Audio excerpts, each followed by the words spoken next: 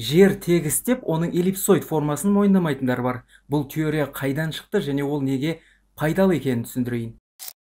Бұл теория жақында ғана шыққан жоқ. Жер жалпақ екені туралы теория ежелгі замандардан бері бар. Ежелгі гректер мен басқа да мәдениеттер жерді жалпақ деп есептеп келген. Бүгінге дейін осы теорияға сенетіндер заманауи ғылым мен аэрофотосуреттерді мойындамайды, тек өзінің сеніміне сүйенеді. Олар жердің ортасында солтүстік полюс орналасқан деп сенеді, ал шет жақтарында Антарктида мұз қабырғасы бар екен. Мұнымен бітпейді. Олар күн мен ай тек бірнеше мың шақырым биікте және кішкентай мөлшерде екеніне сенеді. Олардың пайымынша НАСА және басқа да ғарыш агенттіктерінің барлық фотосуреті мен видеосы жалған және монтаждалған. Мұндай адамдардың сеніміне ғылымда арнайы атау берілген. Ол дениализм деп аталады. Ағылшын тіліндегі denial ол жоққа шығару деген мағынаны білдіреді. Бұл индивидтің жеке сенімдеріне қайшы келетін шындықты жоққа шығаруға негізделген дүниетаным формасы, әрі эмпирикалық әдіспен тексеруге болатын көзқарасты қабылдамаудан, өз сенімдерінен бас тартқысы келмеуден туындайды. Бұл теорияның пайдалы тұстары да бар. Мысалы, ол біздің түсініктерімізді және ғылыми білімімізді сынайды. Мысалы, жер шар тәрізді екенін кім дәлелдегенін білесіз бе? Мұны біздің заманымызға дейінгі 3 ғасырда грек ғалымы Аратоспен дәлелдеген. Өте қызық әрі қарапайым әдістермен дәлелдеп берген. Оны толығырақ ашкере Telegram арнасынан оқи аласыз, сілтеме профильде.